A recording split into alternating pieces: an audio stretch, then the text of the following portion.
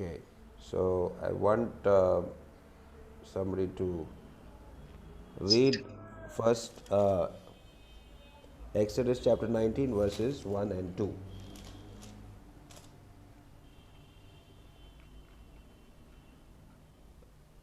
आज screen share नहीं कर पाऊँगा क्योंकि इंटरनेट स्लो है। अगर स्क्रीन शेयर करूँगा तो जूम क्रैश हो जाएगा। तो आज बिना I can share it if you can give me the rights. Co-hosting rights, I can share it. All right, that is a good idea.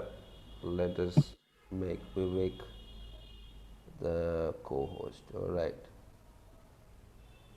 Okay, there you are, co-host. Did you get it?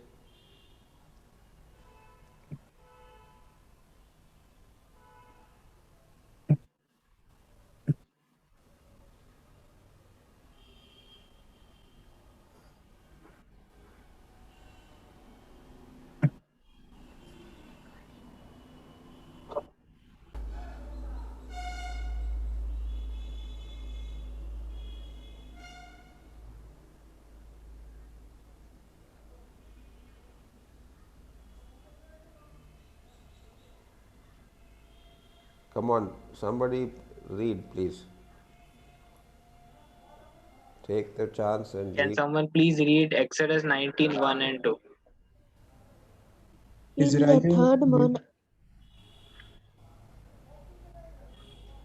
इजरायलियों को मिस्र देश से निकले हुए जिस दिन 3 महीने बीते, उसी दिन वे सीने के जंगल में आए।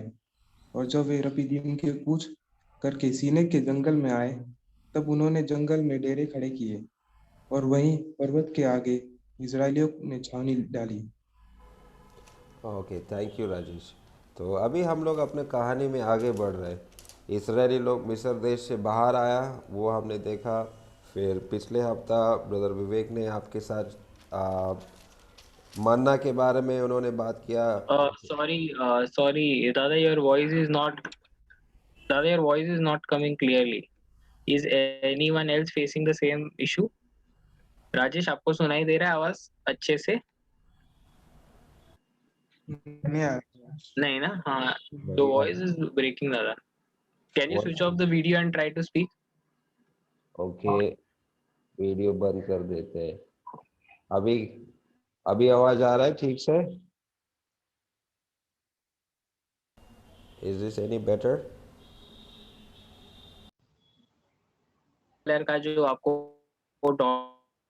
एरोस दिख रहे हैं, वो इस बात को दर्शाता है कि इस प्रकार से इजराइल लोगों ने कनान देश की तरफ अपनी यात्रा की शुरुआत की थी। और जैसे कि हमने अभी पढ़ा कि दूसरे अध्याय में वहां पर लिखा था, for they were departed from Rephidim and come to the desert of Sinai. And यहाँ पर अगर आप देखोगे, आपको रेफिदीम दिख रहा है। Are you people able to see Rephidim here? यहाँ पे anybody can unmute tell me. Okay, so this is Rephidim here, और यहाँ से आप जब आगे जाते हो, you can see. Okay, thank you. So यहाँ पे if you go ahead, you will see that there is Mount Horeb, also called as Mount Sinai in some other translations. So can anybody remember Mount Horeb के बारे में हमने सबसे पहले कब पढ़ा था? Can anybody vaguely remember? हमने जो अभी कर रहे हैं स्टडी, उसमें हम लोग ने माउंट होरेब के बारे में कब सुना था? किसी को याद है? ओके, तो हम लोग ने थर्ड चैप्टर के फर्स्ट और सेकंड वर्स में पढ़ा था कि जब मूसा माउंट होरेब पे थे। तो अभी ये वही पर्वत है जहाँ पर परमेश्वर ने मूसा के साथ मुलाकात की थी, और जब मूसा को कहा था कि तुम जाकर इजरायली लोगों को बंदीवास में से छुड़ाओगे। तो यहाँ पर अभी आए हैं इजरायली लोग और यहाँ पर पहुंचे। Now we go back to our slide. Okay, तो यहाँ पर जैसे हमने पढ़ा, in the third month the Israel people of Israel had come into the wilderness of Sinai. और जैसे हमने हमने देखा था चैप्टर 17 में, 17 नहीं सॉरी चैप्टर 16 में, वो सेकेंड मंथ में पहुंचे थे एलिम और साइनाई के बीच में, राइट। तो वो सेकेंड मंथ पहुंचे थे एलिम और साइनाई, तो यहाँ पर थे वो एलिम, और अब वो पहुंचे हैं यहाँ पर। तो they in the 1 month that has gone by, उन्होंने, कोई भी नहीं बोलना चाहेगा, किसी को पता नहीं है। हमने 2-3 क्लासेस में हर बार इस फिगर पे बात किया है, बताया है। कोई भी बताना चाहेगा कितने लाख लोग थे? कुछ भी वाइल्ड गेस जो आपको मन में आता है। Phineas, Rajesh, Abhay, Anupama, Phoebe, Rhoda. 12 lakhs, how many lakhs? 12 lakh, More than that. So it's okay. So more than that. So there it says that there were 6 lakh men, and they would have. So if we consider, assuming that they were all married, 6 lakh women, and then their children. तो and also their cattle, जो उनके भेड़ बकरियां गाय और वो सब थे, तो बहुत सारे लोग वहां पर थे। तो ये सारे लोग वहां से आगे चल रहे थे, और यहाँ पे जब वो सिनाई पर्वत पर आते हैं, तब परमेश्वर उनको कहता है कि देखिए आप चौथा और पांचवा वचन कोई पढ़ेगा, 4th and 5th वर्स, चौथा और पांचवा वचन, एक्सोडस 19, निर्गमन 19 का चौथा और पांचवा वचन कोई पढ़ना चाहेगा? अब परमेश्वर ने मूसा को बुलाया था उस पर्वत पर, और उस पर्वत पर बुलाने के बाद क्या कहा? You saw what I, the Lord, did the Egyptians, and how I carried you as an eagle carries her young on her wings, and brought you here to me. Now, if you will obey me and keep my covenant, you will be my own people. The whole earth is mine, but you will be my chosen people. Correct, thank you Rodan for reading that. अभी यहाँ पर देखते हैं कि परमेश्वर ने मूसा को ऊपर बुलाया है पर्वत पर, और कह रहा है कि तुमने देखा कि मैंने मिस्र देश के लोगों के साथ क्या किया, और हम सब जानते हैं मिस्रियों के साथ परमेश्वर ने क्या किया। जो 10 विपत्तियों का हमने अभ्यास किया, फिर किस प्रकार से परमेश्वर ने लाल समुद्र तक लाया, और वहां नहीं, फिर हमने फसह को देखा, पास ओवर को देखा, किस प्रकार से परमेश्वर ने इजरायली लोग को बचा कर रखा, और एक लहू जो लगाया था एक मेमने का, और उसके वजह से प्रभु ने उनको बचाया। फिर हमने लाल समुद्र को देखा, जहाँ पर परमेश्वर ने उनको समुद्र को 2 पार्ट में डिवाइड करके वहां से उनको बचाया। और ये सारी बातें इजरायली लोगों ने देखी थी, और परमेश्वर, और हमने जैसे पिछले क्लास में भी देखा, हमने पिछले क्लास में एक्चुअली 3 मिरेकल्स को देखा। कैन एनीबॉडी रिकॉल देम कि क्या थे? थोड़ा क्विकली कीजिए, आप बहुत टाइम लेते हो। क्विकली आप आंसर कीजिए, कोई राइट रॉन्ग मत आप इतना सोचिए, just quickly answer. There were 3 miracles that we saw in last class. Anybody would like to answer?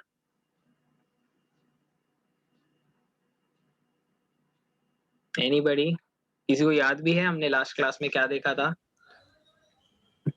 the water, So many of you are there. from the rock. Correct, 1. Then anybody else?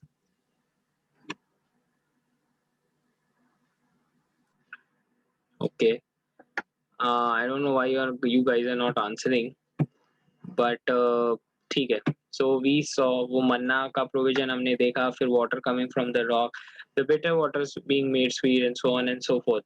So God was time and again telling them and proving to them that he is the one who is their sustainer, जो उन्हें बचा के रख रहा है, जो उन्हें संभाल के रख रहा है। हर एक जरूरतों को, जो छोटी सी छोटी जरूरत है, वो जरूरत को परमेश्वर पूरा कर रहा है।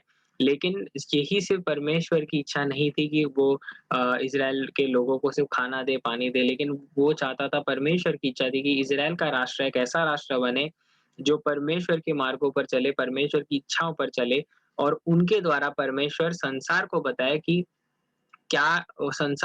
कि कैसे उन्हें जीना चाहिए, और परमेश्वर के साथ कैसा संबंध रखना चाहिए। और इजराइल के द्वारा परमेश्वर चाहता था कि संसार के लोग उन तक पहुंचे, परमेश्वर तक पहुंचे। तो यहाँ पर परमेश्वर इनको बता रहा है कि तुमने देखा कि मैंने मिस्रियों के साथ क्या किया, और तुमने ये भी देखा 2 चीजें की, मिस्रियों को किस प्रकार से परमेश्वर ने अपनी पावर दिखाई, अपना सामर्थ दिखाया, और उनको बचा के लाया। और दूसरी बात ये कि how I bear you on eagles wing, तो ये ईगल स्विंग जो है, यहाँ पर एक फ्रेज यूज किया गया है, हाउ आई बेर you on eagle swing. Basically ये यही बताता है कि मैंने तुमको बचा कर रखा, मैंने तुम्हें प्रोटेक्शन दिया, मैंने तुम्हें तुम्हारी हर जरूरतों को पूरा किया, मैंने तुम्हें इस विल्डरनेस जर्नी में अब तक तुम्हारा साथ दिया, तुम्हें गाइड किया, तुम्हें बचाने के लिए कोई नहीं था, मैंने तुम्हारे पास मूसा को भेजा, और जब तुम्हें ऐसा लग रहा था कि हम नहीं बच सकते, तब मैंने तुम्हें बचाया, और अब मैंने तुम्हें अपने पास लाया है।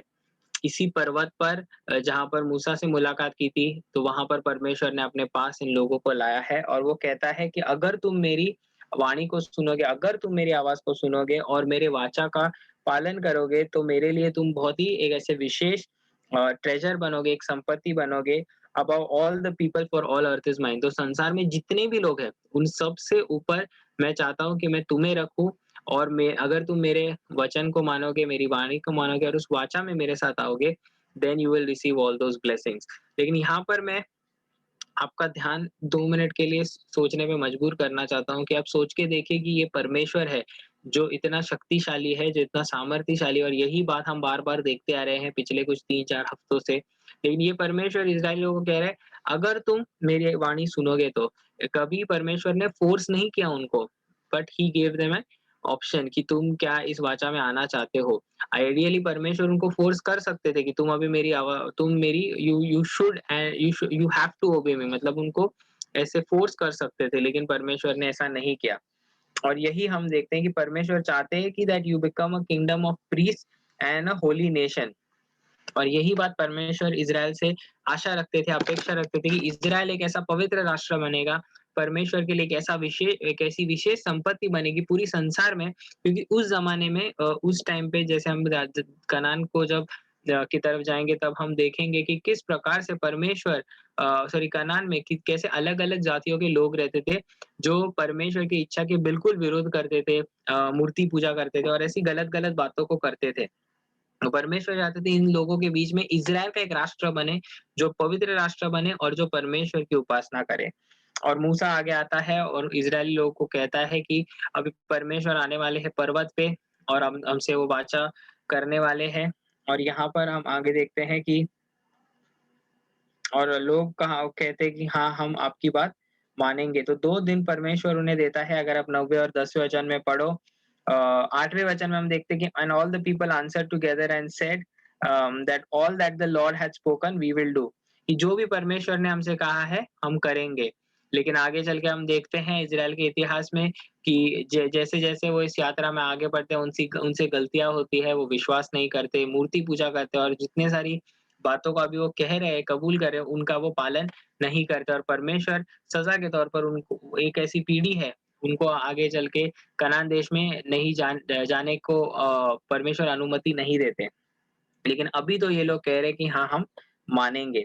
और परमेश्वर कहते हैं कि तुम अपने आप को सैंक्टिफाई करो, अपने आप को शुद्ध करो, पवित्र करो, अपने सारी कपड़ों को धो दो, क्योंकि फिर मैं आ रहा हूँ। और जब परमेश्वर आते हैं, तो परमेश्वर ये एक चीज़ हमसे एक्सपेक्ट करते हैं कि जब परमेश्वर के साथ हम आते हैं, उनके साथ हम बात करते हैं, इवन आज भी, आज कोई ऐसे पर्वत पे परमेश्वर नहीं आते जहाँ पर हम मुलाकात करते हैं, लेकिन जब हम बाइबल पढ़ते हैं, जब हम मीटिंग में आते हैं, जब कहीं भी जाते हैं, हम परमेश्वर के साथ हमारा कंटिन्यूअस एक मुलाकात होता है, परमेश्वर हमसे बात करते हैं अपने वचन से, अपने दासों के द्वारा।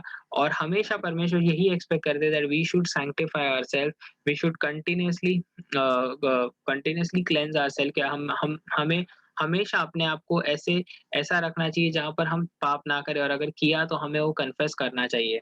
तो यही बात परमेश्वर यहाँ पर कहते हैं।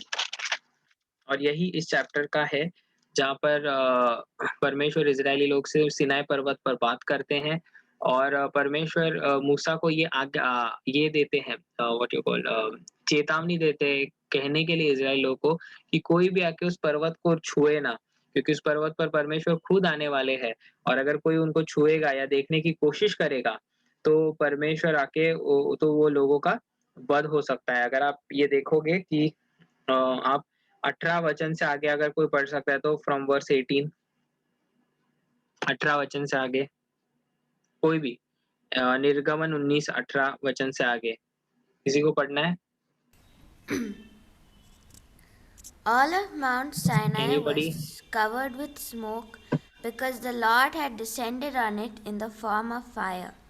The smoke billowed into the sky like smoke. Tammy, your voice is breaking. Tammy, sorry, yeah. ठीक है. Thank you, Tammy. Thank you.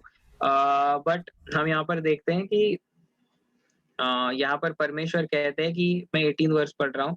And mount Sinai was all together on a smoke because the Lord descended upon it in fire and the smoke thereof ascended as the smoke of a furnace.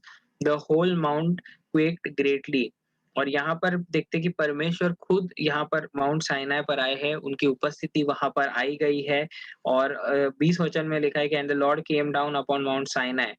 और यहाँ पर हम देखते हैं कि मूसा फिर ऊपर जाता है और परमेश्वर मूसा को कहता है कि लोगों से कहे कि वो पास ना आए, क्योंकि अगर वो पास आए तो फिर वो जीवित नहीं रहेंगे. तो ये बात हम देखते हैं इस अध्याय में.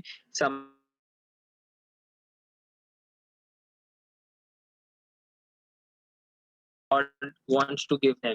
या 19 अध्याय में हमने देखा कि परमेश्वर उनसे उस वाचा के लिए उनको कहते हैं कि क्या तुम उस वाचा को कबूलोगे, तो वो बोलते हैं हाँ हम कबूलेंगे. लेकिन हम देखते हैं फिर उस वाचा में कौन से नियम है जिनका पालन उनको करना जरूरी है. और जब परमेश्वर उस पर्वत पर आते हैं 19 अध्याय में, और जब मूसा ऊपर जाते हैं और वहां पर परमेश्वर उनसे अभी कह रहा है 20 अध्याय में कौन से है वो नियम. तो क्विकली हम इन नियमों को देखेंगे. I hope my screen is visible. Okay. तो सबसे पहले हम उन नियमों को देखेंगे. पहला नियम दिया है वचन 3 में. फटाफट कोई पढ़ना चाहेगा अनम्यूट करके. आप लोग बहुत टाइम लेते हो. Can anybody unmute and just read verse 3 of chapter 20? You must You not shall have have no other gods before me. Okay, fine. ठीक है. Okay, now I think Phineas read. Now 4 to 6. Anupama, you can read 4 to 6. You shall not make for yourself an idol in the form of anything in heaven above, or on the earth beneath, or in the waters below. You shall not bow down to them or worship them, for I, the Lord your God, am a jealous God, punishing the children for the sins of the fathers to the third and fourth generation of those who hate me, but showing love to 1,000 generations of those who love me and keep my commandments. Okay. तो सबसे पहले हम देखते हैं पहली जो आज्ञा जो परमेश्वर ने दी थी वो ये थी कि you shall have no other gods before me. तो ये बात हमेशा क्योंकि जहाँ पर जिस स्थान पर वो जा रहे थे वहां पर बहुत मूर्ति पूजा होती थी. लोग अलग अलग चीजों की मूर्ति करते थे. जैसे हमने मिस्र में भी देखा जब परमेश्वर ने विपत्तियां लाई. अंकल जॉन्टी ने कहा था, आपको याद रहेगा तो, कि वो सारी विपत्तियों से परमेश्वर इसी बात को दर्शाना चाहते थे कि वो लोग नदी की पूजा करते थे, चूहों की, बाद में मेंढकों की पूजा करते थे, और ऐसे ऐसे उन अलग अलग ऐसी चीजों की वो पूजा करते थे जो परमेश्वर को बिल्कुल पसंद नहीं था. इसलिए परमेश्वर कहते हैं सबसे पहली आज्ञा कि you shall have no other gods before me, कि हमें पूरी जो हमारी भक्ति है, पूरी जो हमारी धार्मिकता है वो सिर्फ परमेश्वर के प्रति हो और किसी के भी प्रति ना हो. तो ये बात हमें हमेशा याद रखनी कि you shall have no other god before me. तो यही बात परमेश्वर इजराइल लोगों को कह रहे हैं. फिर उसके बाद हम देखते हैं कि परमेश्वर उनसे कहते हैं कि you shall not make for yourself an idol.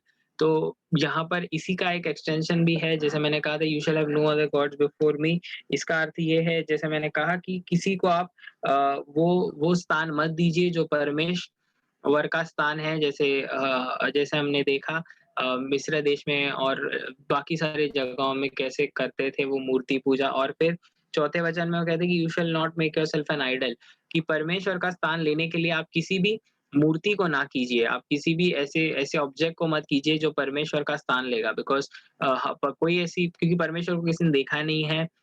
जैसे प्रभु यीशु मसीह ने कहा था no one has seen the father except the sun.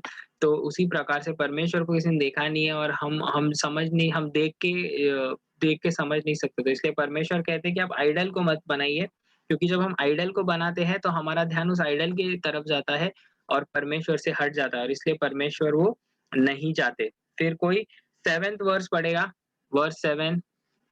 Anybody, फटाफट वर्स 7 ऑफ एक्सोडस 20. जल्दी। Do not use my name for evil purposes, for I, the Lord your God, will punish anyone who misuses my name. Okay, correct. तो यहाँ पर परमेश्वर कह रहे हैं कि मेरे नाम का आप गलत इस्तेमाल मत कीजिए, आप मेरे नाम से गलत शपथ मत लीजिए, आप मेरे नाम को हल्के में मत लीजिए। बहुत बार लोग हल्के में नाम लेते हैं परमेश्वर का। अब जैसे हम जानते हैं कि we know that God here is referring to Yahweh, but also Lord Jesus Christ or Jehovah or any time we take the name of God in vain or take the name of God very lightly, God does not like it. God says that you should not do that because परमेश्वर का नाम हमें बहुत ही सम्मान के साथ और respectfully लेना है। बट यहाँ पर ये फॉल्सली जो स्वेरिंग होता है, हम कहते हैं कि मैं परमेश्वर की शपथ लेकर कहता हूँ, तो झूठी शपथ नहीं लेनी चाहिए इस विषय में और या इस मतलब से परमेश्वर कह रहे हैं। फिर आगे 8 से 11 वचन कोई पढ़ेगा? Remember the Sabbath day to keep it holy. 6 days you shall labor and do all your work. But the seventh day is a Sabbath of the Lord your God. In it you shall not do any work, you or your son or your daughter, your male or your female servant, or your cattle or your sojourner who stays with you. For in 6 days the Lord made the heavens and the earth and the sea and all that is in them, and rested on the seventh day. Therefore the Lord blessed the Sabbath day and made it holy. Right, thank you Phineas for reading it. यहाँ पर हम देखते हैं परमेश्वर कहते हैं कि साबात जो दिन है उसका आप पालन कीजिए। तो ये साबात दिन एक ऐसा दिन था जहाँ पर इजराइल लोगों को विश्राम करना था, आराम करना था। मन्ना के वक्त किसी को याद है साबात के दिन मन्ना का जब हमने अभ्यास किया था तभी भी साबात के विषय में परमेश्वर ने एक आज्ञा दी थी। किसी को याद है? Anybody remembers? लास्ट क्लास में हमने देखा था जब मन्ना का कलेक्शन था, जब लोग जाके मन्ना लेते थे, तब साबात के विषय में परमेश्वर ने विशेष रूप से एक आज्ञा दी थी। किसी को याद है? Anybody? Please unmute Not and to speak. pick up manna on Sabbath day. Not to collect manna on Sabbath days, you said, right? Is that what you said? Yes. Yes, so you are absolutely right Anupama. यहाँ पर हम देखते हैं कि परमेश्वर ने उनको आज्ञा दी थी कि साबात के दिन आप मन्ना मत लीजिए। और जिन्होंने भी उस आज्ञा का पालन नहीं किया, हम जानते हैं कि वो जो मन्ना उन्होंने जाके उनको कुछ नहीं मिला था जब वो बाहर गए थे। This is just to suggest that it is God who is your provider and you have to trust in God that God will give you everything that you need। कि आपको परमेश्वर पर भरोसा रखना है कि उस दिन आप विश्राम कीजिए, आराम कीजिए और परमेश्वर है जो आपकी सारी ज़रूरतों को पूरा करेंगे और आपका विश्वास, आपका भरोसा परमेश्वर पर होने चाहिए। क्योंकि ऐसे कहा जाता है कि उन दिनों में कोई भी उनको वहाँ पर कोई छुट्टी नहीं लेता था बाकी के राष्ट्र और वो पूरे समय, पूरे सातों दिन वो काम करते थे, वहाँ पर कोई छुट्टी नहीं लेता था और ये छुट्टी मतलब विश्राम नहीं लेता था और परमेश्वर इसके द्वारा दूसरों को भी बताना चाहते थे कि इज़राइल का परमेश्वर अपने लोगों की का देखभाल करता है, अपने लोगों की सुरक्षा करता है, उनकी सहायता करता है और इसलिए वो एक विश्राम का दिन था जो इज़राइली लोगों को उनको पालन करना था और सिर्फ उनको ही नहीं लेकिन कोई भी जो उनके समक्ष में आए, वहाँ पर लिखा है नॉट जो भी है कि मतलब जैसे अगर कोई बाहर से आता है, स्ट्रेंजर आता है, तो उसको भी आपको ये कराना ज़रूरी है। तो इसलिए ये भी एक आज्ञा थी। उसके बाद आगे हम देखते हैं वचन 12 कोई पढ़ेगा? 12 वचन। Honor your father and your mother, that your days may be prolonged in the land which the Lord your God gives you. Correct.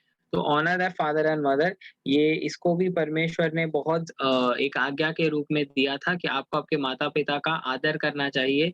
सिर्फ तभी नहीं जब आप छोटे हो, जब आप आपकी एक ऐसी उम्र है जब आप अपने माता-पिता पर निर्भर होते हो।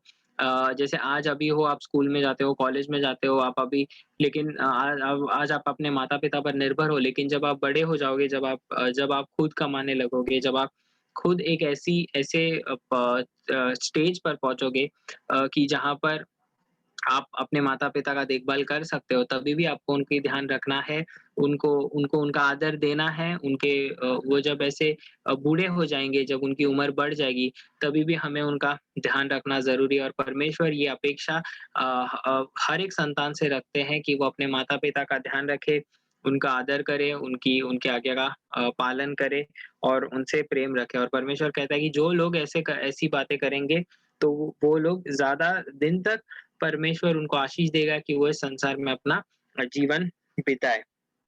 तो ये यहाँ पर हम देखते हैं। फिर वर्स 13, 14 और 15 कोई पढ़ेगा एंड 16 एज़ वेल? नहीं 13, 14 नहीं पढ़ना 13, 14 You shall not murder, you shall not commit adultery. Correct. तो यहाँ पर हम देखते हैं कि 13th एंड 14th वचन में परमेश्वर ने बहुत स्पष्ट रूप से लिखा है कि thou shall not kill या thou shall not murder। अभी हम देखते हैं कि आज के दिनों में काफ़ी लॉज़ होते हैं, काफ़ी काफ़ी मतलब हम जाके किसी को कुछ कर नहीं सकते and there is a judiciary in place, there is police in place, there is a framework in place I would say कि जहाँ पर हमें कायदे कानून दिए जाते हैं। लेकिन उस ज़माने में अगर उस ज़माने में भी होते थे लेकिन परमेश्वर कहते हैं कि आप किसी की हत्या मत कीजिए। हत्या करना एक बुरी बात है और परमेश्वर कहते हैं कि हर एक के ज़िंदगी का आप मान रखिए और आप जो न्याय है अपने हाथों में मत लीजिए। तो यही बात परमेश्वर उनसे कहने की कोशिश कर रहे थे कि आप ये जो नियम है कि आप किसी की हत्या ना करें, इस बात का आप ध्यान रखिए। तो ये भी एक आज्ञा थी कि आप जानबूझकर न्याय अपने हाथों में ना लें। फिर नेक्स्ट है कि थू शैल नॉट कमिट एडल्टरी कि आप व्यभिचार ना करें।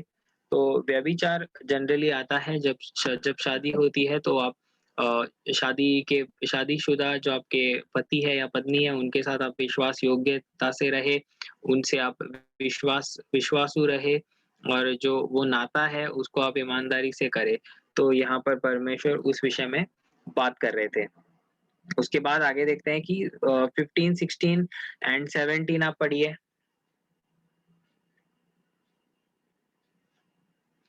Anybody quickly. You shall not steal, you shall not bear false witness against your neighbor, you shall not covet कवेट your neighbor's house, you shall not covet your neighbor's wife, or his male servant, or his female servant, or his ox, or his donkey, or anything that belongs to your neighbor. Okay, thank you Phineas. यहाँ पर हम देखते हैं verse 15 में बहुत ही स्पष्ट रूप से लिखा गया है कि दाउ शैल नॉट स्टील और यही बात हमें बचपन से भी सिखाई जाती है। तो स्टील मतलब बड़ी-बड़ी चोरी नहीं लेकिन छोटी-छोटी जो चीज़ें होती है वो भी हमें चोरी नहीं करना चाहिए। जैसे आप स्कूल में गए और आपको आपके पार्टनर का रबर अच्छा लगा, पेंसिल अच्छी लगी तो वो भी आपको छीननी नहीं चाहिए।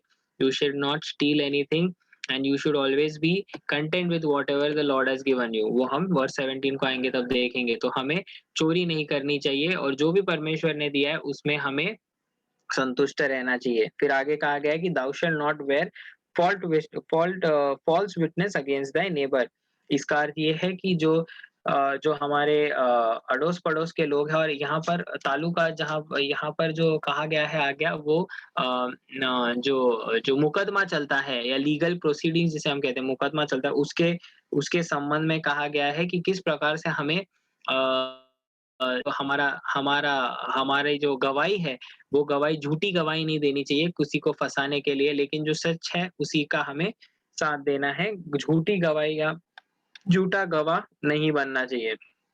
और आखिर में हम देखते हैं कि कवरचसनेस के विषय में परमेश्वर हमसे कहते हैं, यहाँ पर नेबर लिखा है लेकिन इसका अर्थ ये है कि जो भी आपको दिखता है कि जैसे आपके पड़ोस में किसी का घर है या आप जब काम करने जाते हो या किसी को आपको देखकर ऐसे ईर्ष्या होती है कि इसके पास हाँ अच्छी गाड़ी है, इसके पास मे बी बड़ा घर है या ये बहुत या ये ऐसी कोई भी चीज़ जिसको देखकर आपको ऐसा लगता है कि ये मुझे भी चाहिए, तो लोभ रखना इसे एक वर्ड है, तो ये लोभी बनना बहुत गलत है। परमेश्वर कहते हैं कि तुम लोभी मत बनो।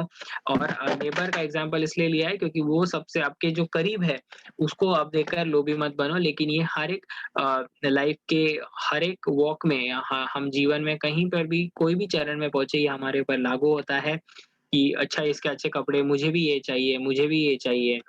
तो उससे क्या होता है जब हम लोभ रखते हैं तो उस चीज को पाने के लिए बहुत बार लोग गलत चीजों का गलत राह पर चलते हैं, गलत चीजें करते हैं।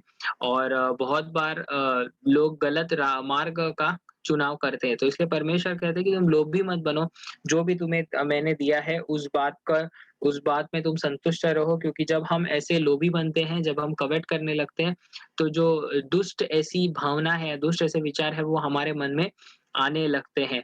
और लोभ जो है वो गाड़ी हुआ, या जैसे मैंने कहा ये बाहरी चीजें नहीं, बहुत सारी ऐसी चीजें हैं जो हम अंदर ही अंदर देखकर ऐसे लोभी बन जाते हैं।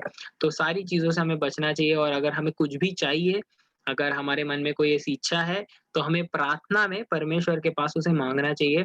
और परमेश्वर हमें क्या उत्तर दे, इस बात पर हमें रुकना चाहिए। We should wait wait on the lord for the answer. और यही हमें बात करनी चाहिए।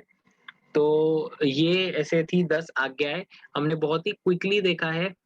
ये बहुत मतलब टाइम नहीं था, इसलिए हमने बहुत फास्ट फास्ट इसे देखा है। लेकिन जैसे मैं हमेशा कहता हूँ कि जब तक आप इसे पढ़ोगे नहीं, आपको इसका फायदा नहीं होगा, आपको ये ज्यादा समझ में नहीं आएंगी। टाइम मैंने 15-20 मिनट्स में फटाफट कवर करने का देखा है। लेकिन मैं आपसे विनती करता हूँ कि आप इसको पढ़िए।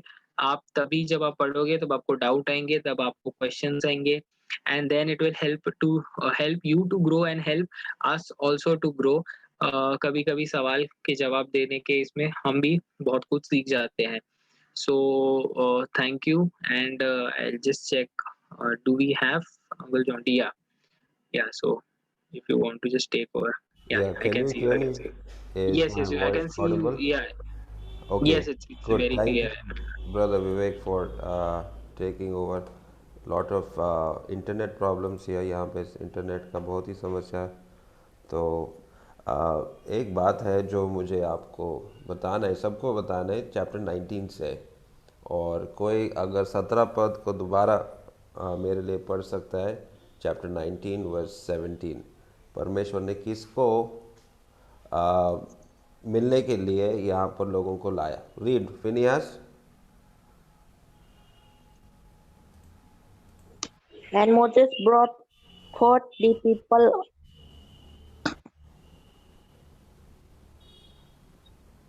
Yes, read. Is it, did you finish reading? And Moses brought forth the people out of the camp to meet with God. To And they meet stood with at God. the okay, ठीक है। and they stood at the nether part of the mount. Okay, Moses brought the people of the camp to meet with God. परमेश्वर से मिलने के लिए उनको मिस्र देश से बाहर लाया।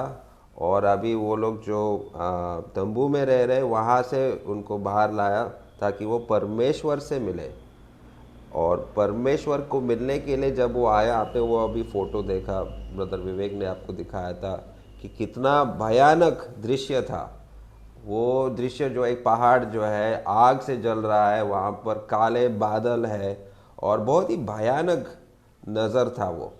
और ये पूरे इस्राएली लोग कांपने लगे जब वो परमेश्वर का जो महिमा का रूप उन्होंने देखा और परमेश्वर का आवाज़ को उन्होंने सुना।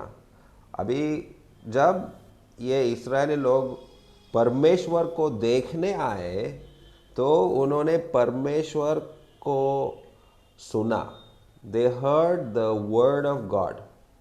क्या सुना उन्होंने? परमेश्वर का वचन उन्होंने सुना। Okay, please understand this, try to understand this.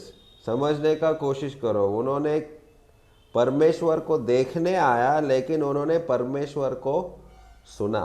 They heard the word of God. अभी द वर्ड ऑफ गॉड ये शब्द जो है बहुत ही इम्पोर्टेंट है। परमेश्वर का वचन को उन्होंने सुना। जो भयानक दृश्य था, आवाज़ भी आया। अभी प्रभु यीशु मसीह कौन है? Who is the Lord Jesus Christ? अगर यूहन्ना का पहला अध्याय और उसका पहला पद को हम लोग पढ़ते हैं, जॉन चैप्टर 1 वर्स 1, किसी को याद है? Anybody has memorise that verse? Do you want to say that verse? John chapter 1 verse 1.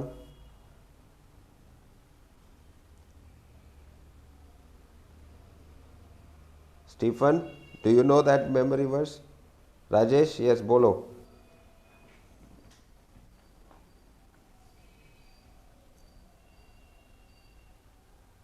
John chapter 1 verse 1. What is this? What does it say? In the beginning,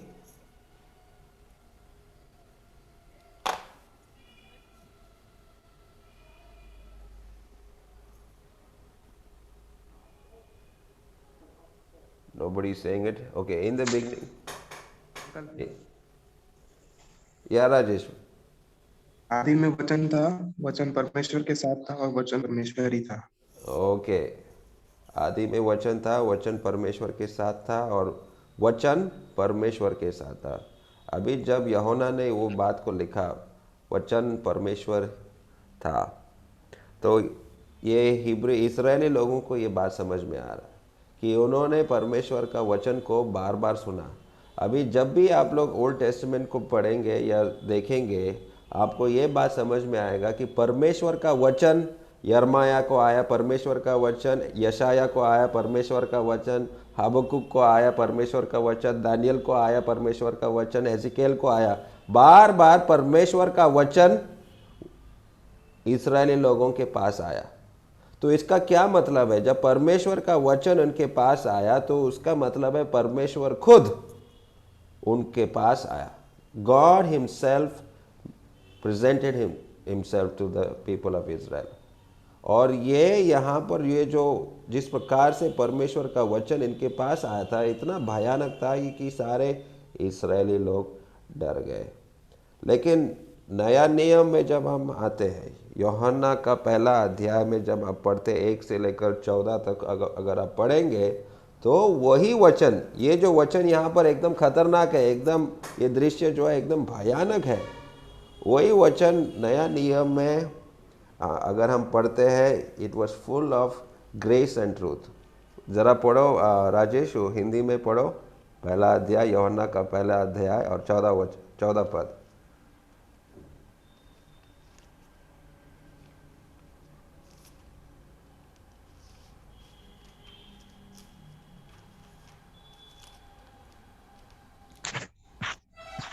और वचन दो धारी हुआ और अनुग्रह और सच्चाई से परिपूर्ण होकर हमारे बीच में डेरा किया, और हमने उसकी ऐसी महिमा देखी जैसी पिता के एकलौते की महिमा हो।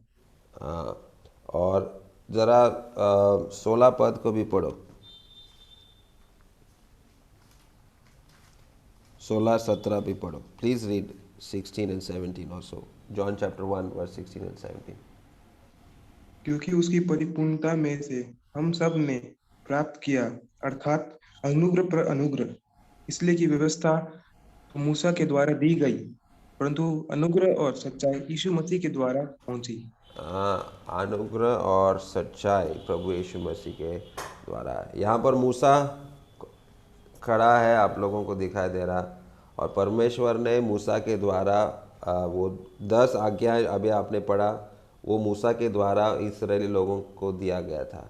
लेकिन नया नियम में जब आप आते हैं, हम लोग देख सकते हैं कि कितना अनुग्रह और सच्चाई प्रभु यीशु मसीह के द्वारा आए। वही वचन जो पुराने नियम में एकदम भयानक रीति से आया था, वो नया नियम में अनुग्रह से भरपूर, सच्चाई से भरपूर था। और वो एक व्यक्ति है, हम लोग जानते हैं अभी, वो प्रभु यीशु मसीह है। प्रभु यीशु मसीह वही वचन जो पुराने नियम में है, वो नया नियम में भी आया था। तो विश्वास करता हूँ कि इन बातों से आपने कुछ सीखा और इन बातों पर आप और भी मनन करो, जैसे ब्रदर विवेक बता रहे थे, रीड इट योरसेल्फ, खुद पढ़ो, और पढ़ने से परमेश्वर आपसे बात करने लगेंगे। परमेश्वर आपसे मिलना चाहते हैं। क्यों परमेश्वर ने इस्राएली लोगों को लाया, वो चैप्टर 19 व 17 में आपने पढ़ा। इस्राएली लोग परमेश्वर को मिलने के लिए आया था, they came to meet God. तो प्रश्न अभी आपको है, Rhoda, Rajesh, Phineas, Phoebe and Stephen, Anupama, Abey and Preeti, who have you come to meet today? आज आप किसको मिलने के लिए आए? मुझे, ब्रदर विवेक को, किसको मिलने के लिए आया, या किसके बात को सुनने के लिए आया, किसका वचन सुनने के लिए आया हो? Who have you come to? परमेश्वर का वचन। Yes, you come to listen to God. प्रभु का वचन को सुनने के लिए आया। So are you happy to hear the word of God? Yes, uncle. Very Yes, good. uncle. So can I see some thumbs up or see some claps or something from you, those who want to hear the word of God? Okay, very good. Thank you. So the Lord will bless you. हम लोग सभा को अभी